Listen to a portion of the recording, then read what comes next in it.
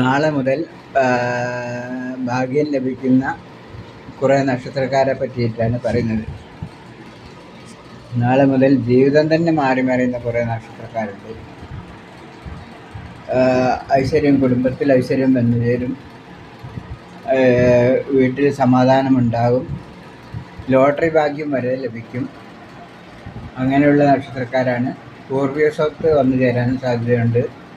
അങ്ങനെയുള്ള കുറച്ച് നക്ഷത്രക്കാരെ പറ്റിയിട്ടാണ് പറയുന്നത്. ഇതുവരെ അവർക്ക് വലിയ കഷ്ടപ്പാടാണ് ഉണ്ടായിരുന്നത്.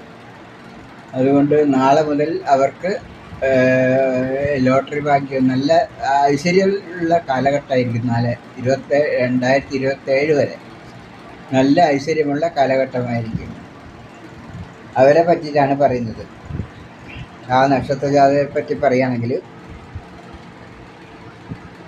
ആദ്യത്തേത് ഉത്രട്ടാതിയാണ്.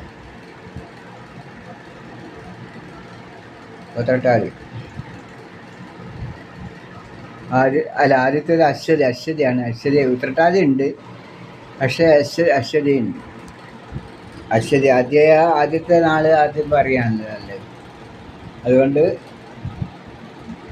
അശ്വതിനെ പറ്റി ആദ്യം പറയാം. അശ്വതി നാളുകാർക്ക് നാളെ മുതൽ നല്ല ഐശ്വര്യമാണ് ഉണ്ടാവുക. അവർക്ക് ലോട്ടറി ഭാഗ്യം ലഭിക്കാൻ സാധ്യതയുണ്ട്. പിന്നെ പൂർവിക സ്വത്ത് വന്നു ചേരും. പിന്നെ ജോലിയിലുള്ളവർ ആൾക്കാർക്ക് ജോലിയിൽ ഉയർച്ച ഉണ്ടാകും, ജോലി സ്ഥിരമാകും. അങ്ങനെയൊക്കെയാണ്. മേടൻ രാശിയിലാണ് വരുന്നത് അശ്വതി.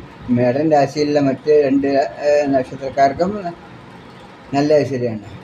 അശ്വതി, ഭരണി, കാർത്തിക, ഇവർക്കെല്ലാം നല്ല ഐശ്വര്യമാണ് ഇതിൽ നാളെ മുതൽ.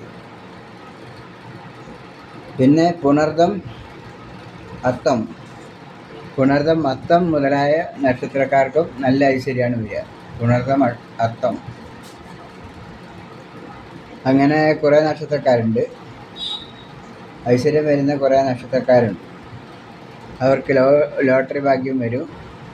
പിന്നെ ഇതുവരെയുള്ള കഷ്ടപ്പാടുകളൊക്കെ മാറി കിട്ടും. പിന്നെ പൂർവിക സ്വത്ത് വന്നു ചേരും. പിന്നെ ജോലിയിൽ ഉയർച്ച ഉണ്ടാവും. അങ്ങനെയാണ്. ഇനി അങ്ങോട്ട് നല്ല കാലഘട്ടമാണ് അവർക്കുണ്ടാവുക. നക്ഷത്രക്കാരെ പറ്റി പറയാം. അശ്വതി, പുണർദം, അത്തം, കാർത്തിക, ഉത്രം, ഉത്രട്ടാതി, തൃക്കേട്ട എന്നീ നക്ഷത്രക്കാരാണ്. ഈ നക്ഷത്രക്കാർക്കാണ് ലോട്ടറി ഭാഗ്യവും എല്ലാ ഐശ്വര്യവും വരിക നാളെ മുതൽ. ഇതുവരെ അവർക്ക് വളരെയധികം കഷ്ടപ്പാടുണ്ടായിരുന്നു. ഇനി അതൊക്കെ മാറി നാളെ മുതൽ നല്ല ഐശ്വര്യപൂർണമായ ജീവിതം നയിക്കാൻ പറ്റും. ഭാര്യയുമായി പിരിഞ്ഞ് ജീവിക്കുന്നവർക്കൊക്കെ കൂടിച്ചേരാനുള്ള യോഗമുണ്ട്. അതൊക്കെ കുട്ടികൾക്കാണെങ്കിൽ കുട്ടികൾക്ക് നല്ല ഐശ്വര്യം വരും. പഠിത്തത്തിലൊക്കെ ഉയർച്ച ഉണ്ടാവും. കല്യാണം നടക്കാത്ത സ്ത്രീകളാണെങ്കിൽ കല്യാണം നടക്കും. അങ്ങനെയൊക്കെയാണ് ഈ നക്ഷത്രക്കാരുടെ ഫലം.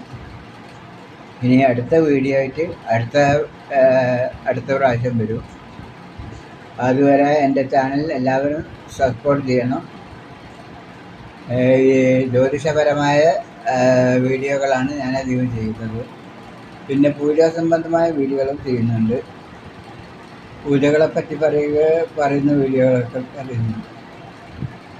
ഓരോ നാളുകാർക്ക് ഏത് പൂജയാണ് വേണ്ടതെന്ന കാര്യത്തിലൊക്കെ എന്നൊക്കെ ഞാൻ പറയുന്നുണ്ട്. അതുകൊണ്ട് എൻ്റെ വീഡിയോ എല്ലാവരും കാണുക, സപ്പോർട്ട് ചെയ്യുക,